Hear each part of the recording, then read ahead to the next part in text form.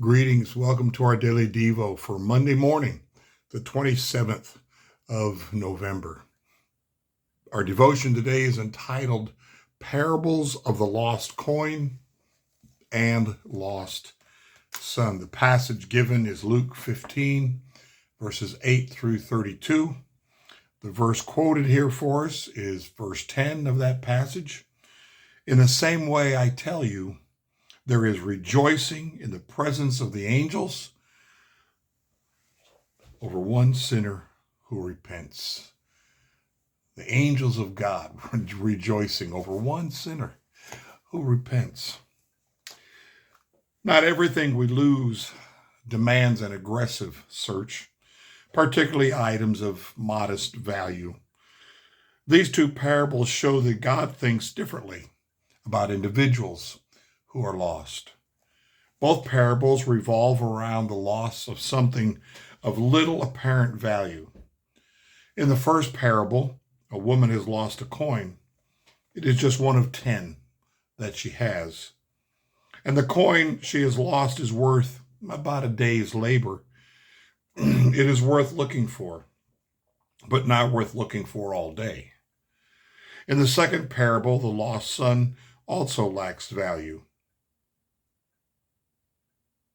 He insults his family by demanding his share of the inheritance prior to his father's passing.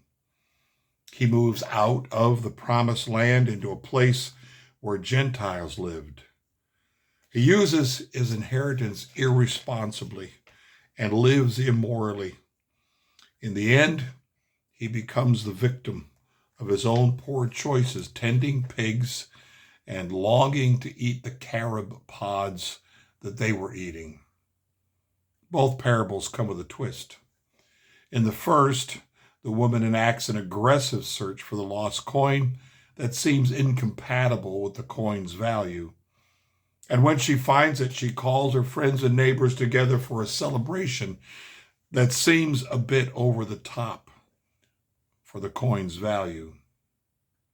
When the prodigal son comes to his senses and returns home hoping for nothing more than servant status in his father's household, his father reacts in a way that must have shocked Jesus' listeners.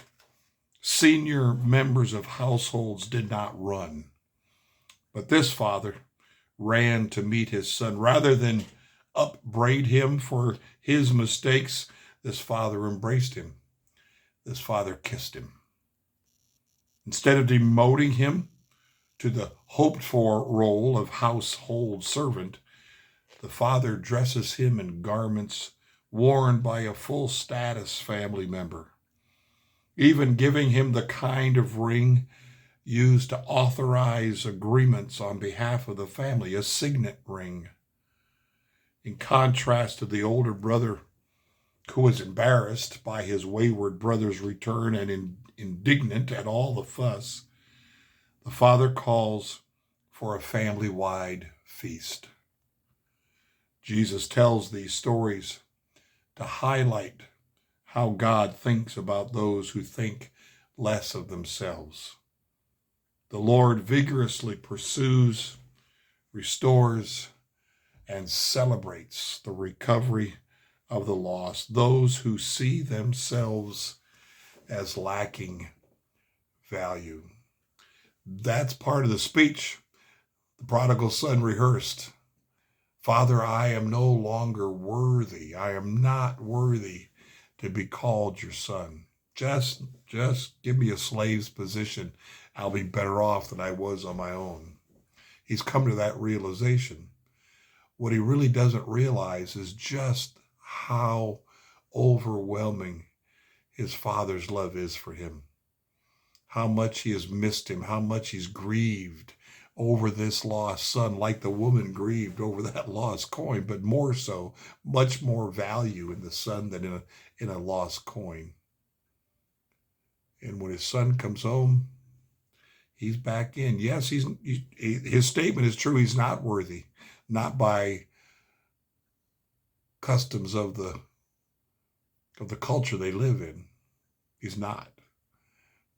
But then The parable isn't about the customs of people, it's the customs of the kingdom. And whosoever will may come and be restored and find joy and find forgiveness and find plenty, find love lavished on them. Great, great story. This is probably the third time in 2 weeks I've come across this story in my sermons or here in this devotion today. We often think, well, we make a huge mistake when we think we're worthy, because after all, we're pretty nice people. And we think God owes us. A lot of people act like that. Why does this happen to me? As though there's something special. Well, we're not worthy of anything past the judgment that awaits us outside of Christ. But if we will come in humility, like this prodigal son did, come without any expectations and throw ourselves on the mercy of the Father, he welcomes us. That's grace and that's mercy. Mercy is when we don't get the punishment we deserve. Grace is when we get the reward we don't deserve. This son who comes home receives both mercy and grace. And that's our God, and that's our loving Heavenly Father. Blessings to you today on this Monday.